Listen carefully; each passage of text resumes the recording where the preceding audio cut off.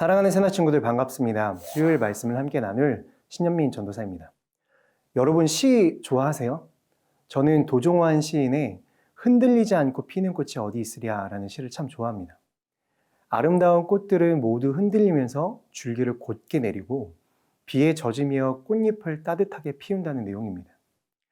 우리의 믿음도 이와 같다는 생각이 듭니다.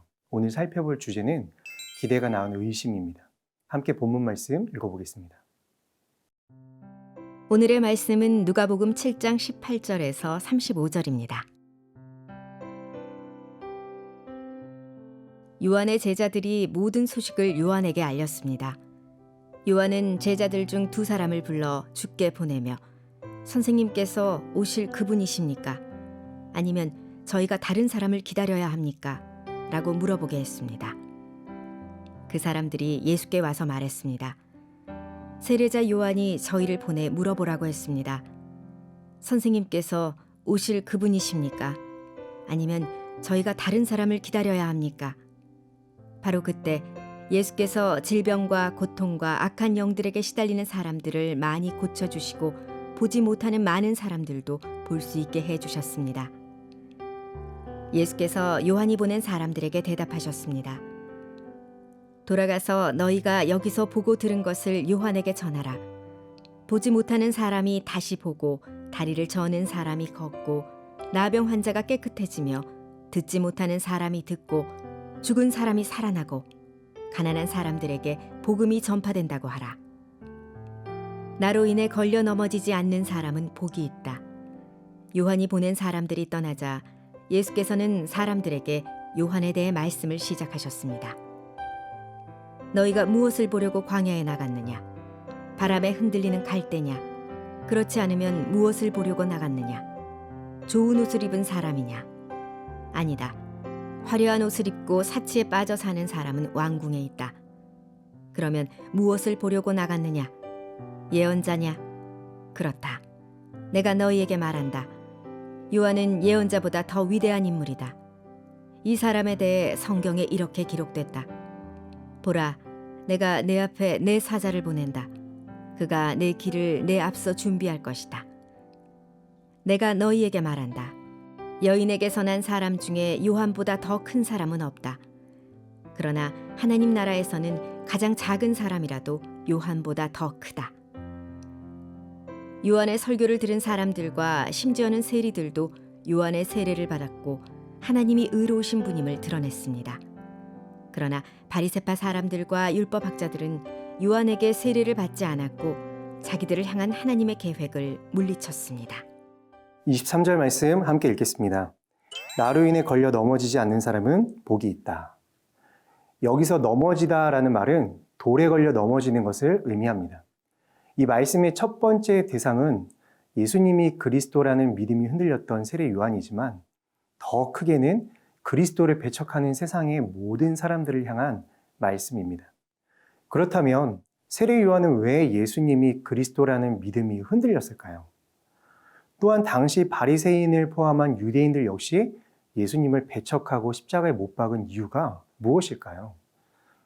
그들이 가지고 있던 자신들의 그릇된 가치관과 기준으로 예수님을 바라보았기 때문입니다.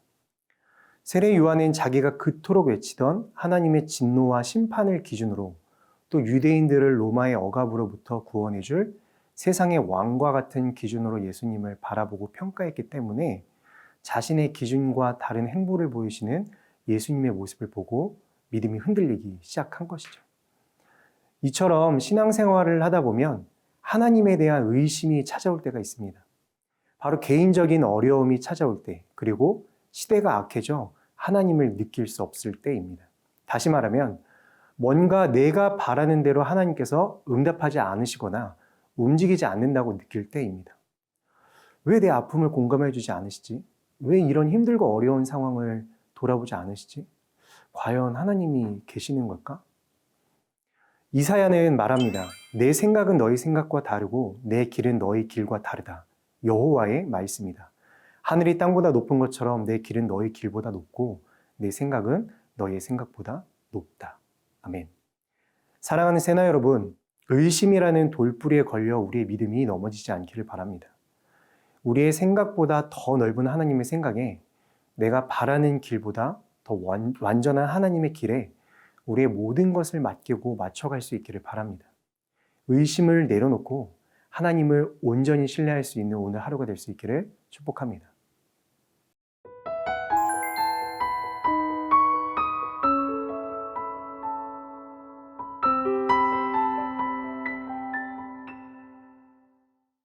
(28절) 말씀을 함께 읽겠습니다. 내가 너희에게 말한다. 여인에게서 난 사람 중에 요한보다 더 큰 사람은 없다. 그러나 하나님 나라에서는 가장 작은 사람이라도 요한보다 더 크다. 24절부터 28절은 세례 요한의 삶과 사역에 대한 예수님의 평가입니다. 세례 요한은 지금 감옥에 갇히게 되기까지 사람들에게 참으로 심지가 굳은 사람으로 여겨졌습니다. 그런데 그러한 그가 지금 예수님께 제자들을 보내서 선생님께서 오실 그분이십니까? 아니면 저희가 다른 사람을 기다려야 합니까? 라고 질문하고 있는 겁니다. 이러한 그의 질문은 그것을 들었던 사람들로 하여금 세례 요한을 지조 없는 사람으로 평가절하할 근거가 될 수 있었습니다. 그래서 예수님은 이 말씀을 통해 메시아의 선구자인 세례 요한의 위상을 바르게 세워주신 것입니다. 세례 요한은 결코 지조 없는 사람이 아니었습니다. 그는 하나님의 사역을 감당하는 데 있어서 뿌리를 깊게 박고 선 큰 나무와 같이 흔들리지 않는 사람이었습니다. 그는 불의를 보면 참지 못하는 사람이었습니다. 또 사람들이 박수를 보낼 때는 능력 있게 설교하고 사람들이 불쾌해할 때는 약해지는 그런 사람도 아니었습니다.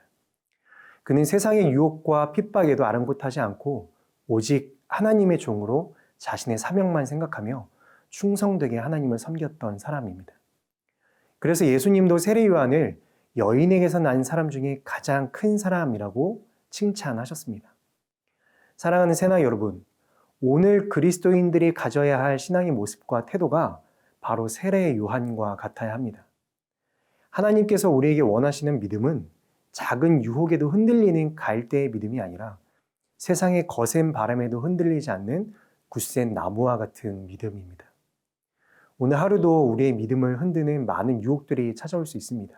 주변 친구들의 말 한마디, 믿음을 붙잡지 못하게 방해하는 여러 상황들. 그러나 넘어지지 맙시다. 우리를 굳세게 붙잡아 주시며 늘 함께 하시는 하나님께 우리의 믿음을 고백하는 하루 되기를 축복합니다. 살아계신 하나님, 오늘도 말씀을 통해 우리의 믿음을 붙잡아 주셔서 감사드립니다. 주의 말씀이 깊이 믿음의 뿌리 내려 오늘 하루도 세상 속에서 믿음으로 승리하는 하루 될 수 있도록 도와주세요. 예수님의 이름으로 기도드립니다. 아멘.